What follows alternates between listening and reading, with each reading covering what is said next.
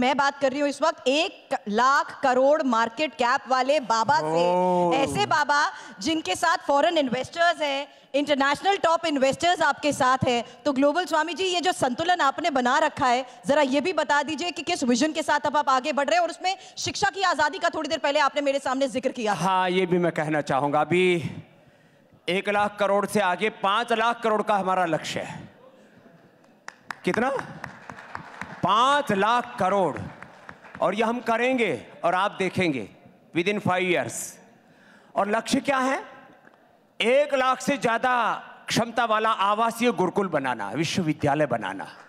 15 अगस्त 1947 को राजनीतिक आजादी तो मिल गई, लेकिन 1835 में जो मैकाले इंडियन एजुकेशन एक्ट के नाम पर जो शिक्षा की गुलामी की नींव रख करके गया, उसको हमने चारों तरफ फैला रखा, उसको पूरा पोषण दिया है, पुष्ट किया है।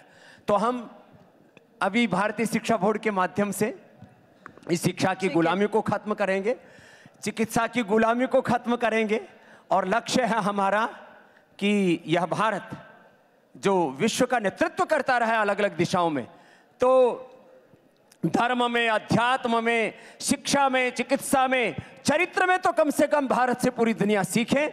उस भारत को बनाने के लिए स्वामी रामदेव एक एक पल जीता है, जीता रहेगा, और आने वाले 20-25 वर्षों में सारी दुनिया में सर्वाधिक किसी को फॉलो करने वाले लोग होंगे तो भारत को फॉलो करने वाले लोग होंगे, सनातन धर्म को फॉलो करने वाले। क्या बात है, जोरदार तालियां। इस्लाम या ईसाइयत को नहीं। इस्लाम और ईसाइयत तो अपनी सीमाओं में भी सिकुड़ रहा है वहां पर भी, लेकिन क्योंकि यह सार्वभौमिक और वैज्ञानिक शाश्वत सत्य है सनातन धर्म, अब इसकी जय जयकार होगी। और ये सनातन का गौरव काल है, इसलिए मैं तो सभी से कहूंगा, हम सब को मिल करके ऐसा जीवन जीना चाहिए कि हम सब इस सनातन को अपने जीवन में अपना करके ऐसा जिए कि सारी दुनिया हमारे पीछे चलने में गौरव अनुभव करे। जोरदार तालियां बाबा रामदेव के लिए। और जो हमारा अगला सेगमेंट है, आखिरी सेगमेंट है बाबा रामदेव, मुझे पूरा यकीन है कि यहाँ बैठी ऑडियंस भी चाहेगी Baba Ramdev rapid fire questions का आंसर दे। चाहेंगे आप लोग ये सभी? जोरदार तालियां हो जाए एक बार। ये 2 कार्ड्स आपके लेफ्ट में हैं, देखिए, इन्हीं को उठा के बस आपने ये जवाब देना। आपको कहना कुछ नहीं है, बोलना नहीं है, बस या यस या बैक साइड पर है नो, दूसरी तरफ नो। अच्छा, आप मुझे डिक्टेट करोगे? हम सवाल बस रखेंगे, आपको यस या नो बताना। चलिए, तो हमको कोई डिक्टेट आज तक कर ना सका, लेकिन आज देखते हैं क्या होता है। चलिए, तो पहला सवाल, सीधा सवाल। जवाहरलाल नेहरू दूरदर्शी प्रधानमंत्री थे? सवासन। चलो, हाँ। अरविंद केजरीवाल ईमानदार नहीं रुकनी चाहिए।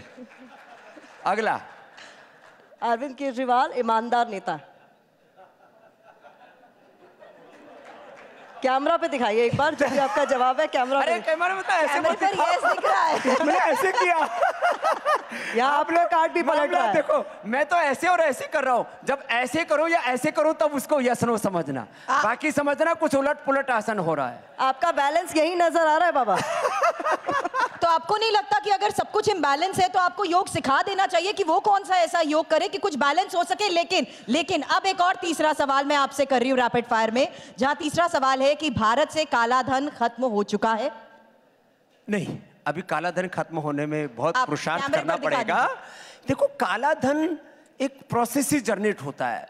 हम ये कहें कि मोदी जी एक दिन में सारा काला धन खत्म कर देंगे, काला धन तो इसी देश में पैदा होता है। ऐसे सिस्टम, ऐसा प्रोसेस, इस तरह की पूरी एक इकोनॉमिक ट्रांसपेरेंसी मोदी जी लेकर के आए हैं, डिजिटलाइज कर दिया।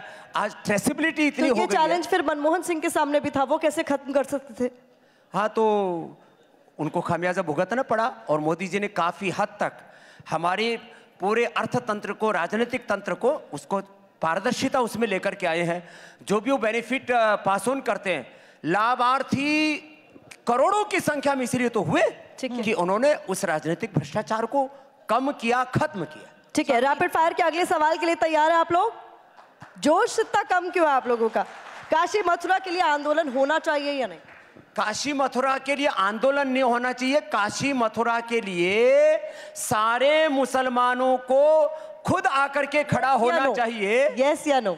कि भाई राम और कृष्ण हमारे वंशज हैं और हम उनके वंशज हैं, राम कृष्ण के। उनका मंदिर बनना ही चाहिए, ये पहल मुसलमानों को करनी चाहिए।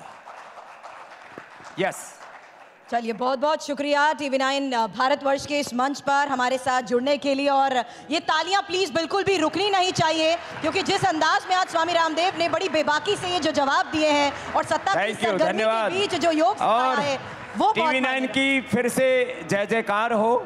TV9 ग्लोबल भी हो रहा है, और जिस तरह से आपने सत्ता को, धर्म सत्ता को और सारी व्यवस्था को एक बुलंदी देने के लिए एक बुलंद आवाज यहां से दे रहे हैं, उसके लिए हमारे सारे विद्वान और विदुषी, हमारे एंकर्स को, हमारे हेमंत शर्मा जी जो सदा बाहर हैं, मैं इनको हेमंत शर्मा जी को कभी कभी सदा बसंत है, सदा बसंत, सदा बहार है। बहुत बहुत धन्यवाद, बहुत बहुत प्रणाम। बोलो भारत माता की।